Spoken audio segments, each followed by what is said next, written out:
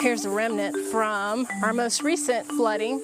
Part of someone's floating dock is still here. This is from Hurricane Matthew. Wow. Just washed up ashore. We have tangible evidence that there's a problem here. Lisa Savage lives just outside Charleston, South Carolina. The area's been called the ground zero of climate change. The flooding that I've seen, it's been unprecedented. How do people approach the topic of climate change around here? Very gingerly. There are some people who will readily talk about flooding, but they don't want to relate it back to climate change. It seems like it's affecting all of the communities in the area. It is. There are people who have absolutely lost their homes. In 2016, Charleston experienced a record-breaking 50 days of high tide floods linked to sea level rise. By 2045, the city could see 180 days of flooding a year. But even though Charleston is seeing the effects of climate change, talking about it is another story. And that's thanks to politics. So how do you solve a problem you can't talk about? Terminology has been a sticking point from the start. The go-to used to be global warming. That changed thanks to this guy, Frank Luntz, a conservative strategist. In 2002, he pushed Republicans to use the term climate change to redefine the environmental debate. His research showed climate change sounded less frightening than global warming. He now regrets that memo, but since then, the term has been embraced by Democrats. The plan that I have introduced is the most comprehensive climate change platform of any candidate. In Charleston, though, both parties are taking action. It's when you bring semantics into the mix that things get a little complicated. Do you believe in global warming, and if so, what do you think the cause is? Well, I think it's getting warmer now. Whether that fits your definition of global warming, I don't know, but it is getting warmer, and I know that the water's coming up. Well, why do you think that is? Because the water's coming up. Well, okay. There must be something melting somewhere, I guess. That's Henry McMaster, the Republican governor of South Carolina. Last year, he launched a commission to combat the state's flooding problem. He chose Tom Mulliken, a conservative environmental lawyer, to head it up.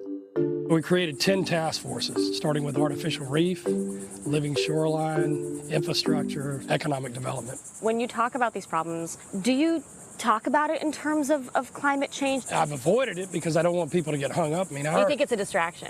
I think it's a distraction. I don't call it climate change. I call it a changing climate. It's literally the same two words, just flipped around. What I've chosen to use is what I know moves people here in this state. You find people turn off when they hear things like global warming and climate change? I think that if they think that it's going to become a political conversation, you lose many of them. Interestingly, some Democratic candidates have started to adopt a new term. Climate crisis. Climate crisis. Climate crisis. But it hasn't become mainstream quite yet, at least not in South Carolina, even though crisis might actually be the best way to describe what happens here. This is the main floor of the Emergency Operations Center. We sleep here, we eat here, we stay here as long as needed. He's talking about times like this. There were about 40 streets that were flooded. This is some of the things that we have to deal with even on a regular rainy day. Cumming Street literally is submerged underwater. This rain is relentless.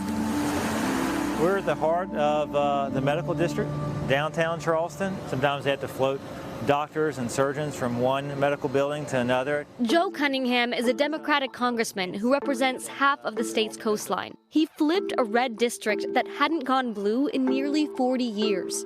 This is something that's not a partisan issue. You know, flooding and these types of problems, they affect every single person, whether Democrat or Republican. Joe took me to see Charleston's seawall, something the city wants to expand. Because of sea level rise, we have to extend it. And if you listen to the science, and we do, it's all caused by the changing climate.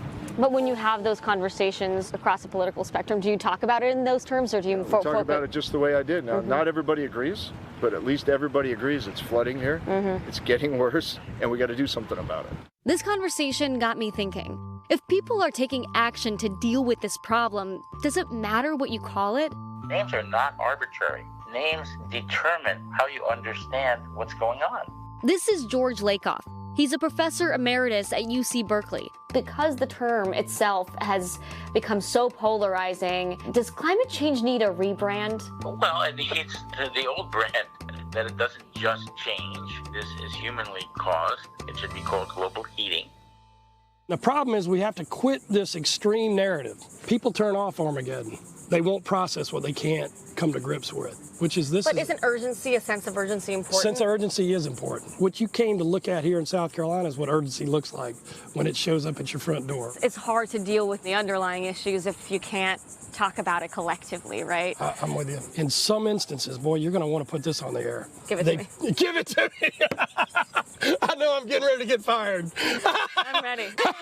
Because to say that the climate is not changing is outrageous. It's an indefensible position. Why do you think you get fired for saying this? Because I think there's some people there's still people who say that. And you're worried if they see this that you're going to be in trouble? I'm obviously being facetious about that, but you've got to move beyond the climate is not changing.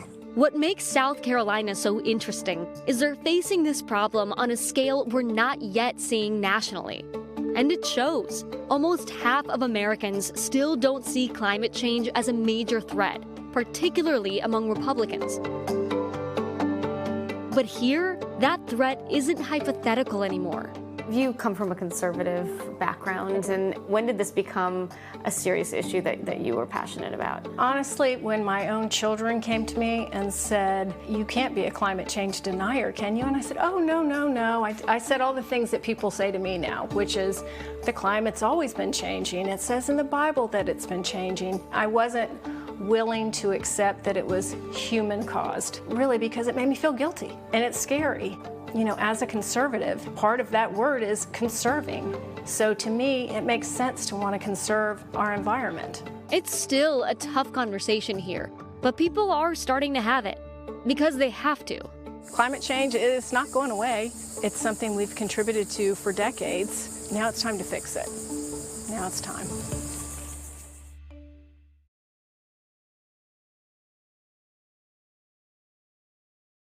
Hey, NBC News viewers, thanks for checking out our YouTube channel. Subscribe by clicking on that button down here and click on any of the videos over here to watch the latest interviews, show highlights, and digital exclusives. Thanks for watching.